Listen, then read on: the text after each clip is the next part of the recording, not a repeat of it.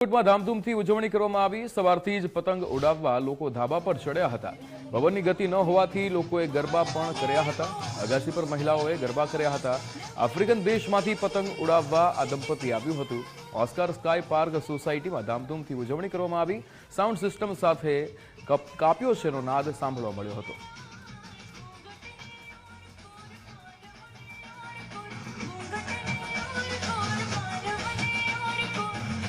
પતંગ મહોત્સવ આમ મકર સંક્રાંતિના પહેલા ઉજવાતો હોય છે, પરંતુ મકર સંક્રાંતિના દિવસે લોકો ધાબા ઉપર ચડી અને પતંગની આનંદ માણતા હોય છે।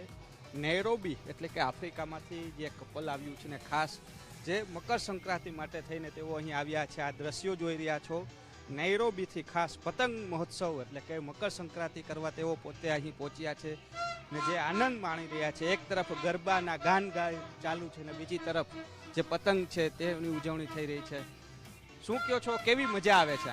બહુ જ આનંદ આવે છે અને અમે રાહ જોઈએ છીએ કે રાજકોટ વાસીઓ ચાલો હવે રંગીલા રાજકોટને રંગીલું આકાશ બી બનાવી દે બધા થઈને।